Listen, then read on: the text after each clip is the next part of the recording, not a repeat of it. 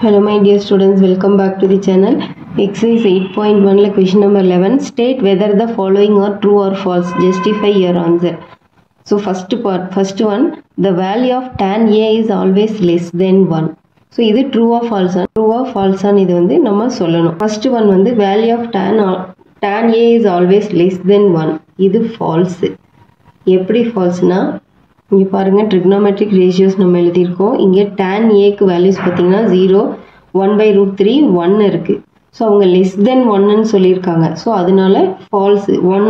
tan ஏக்கு 1ம் இருக்குது. So less than 1ன்னும் போது அது வந்து falls. Next sec A = 12/5 for some values of angle A. So இப்போ sec தீட்டாவை நம்ம எப்படி எழுதுவோம்? sec inverse of cos இல்லையா secant theta. ஸோ cos வந்து hypotenuse. ஸோ அப்போ இது hypotenuse by adjacent.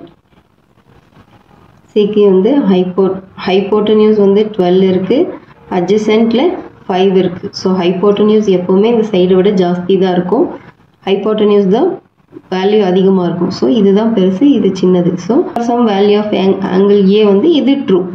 ஏன்னா இங்கே hypotenuse பெருசாக இருக்குது, adjacent கம்மியாக இருக்குது.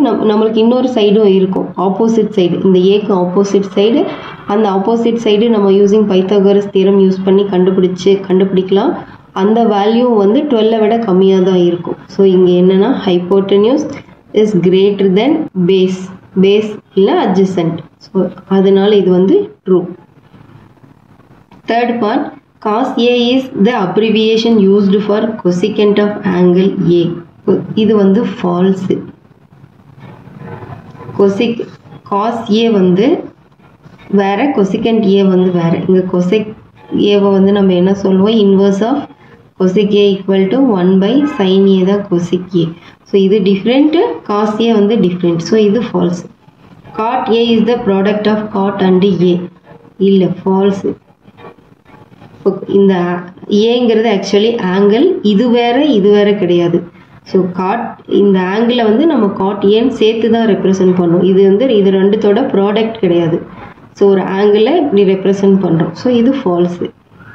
Next sin θ = 4/3 for some angle θ. இப்போ sin θ நமக்கு என்ன தெரியும்? sin θ = opposite by hypotenuse. So இது ஆப்போசிட் வேல்யூ 4, hypotenuse 3 இருக்குது. பட் எப்பவுமே நம்மளுக்கு hypotenuse வந்து மற்ற ரெண்டு சைடை விட ஜாஸ்தி பெருசாக தான் இருக்கும். இங்கே வந்து ஆனால் ஆப்போசிட்டை விட ஹைப்போட்டென்யூஸ் வந்து சின்னதாக இருக்கிறதுனால இது வந்து ஃபால்ஸ். இந்த ஸ்டேட்மெண்ட் ஃபால்ஸ். இந்த நம்ம ஆப்போசிட்டை விட ஹைப்போட்டென்யூஸ் சப்போஸ் பெருசாக இருந்ததுன்னா நம்ம ட்ரூன்னு சொல்லலாம். ஆனால் இங்கே ஹைப்போட்டென்யூஸ் வந்து இந்த சைடை விட கம்மியாக இருக்கிறதுனால இது ஃபால்ஸ்.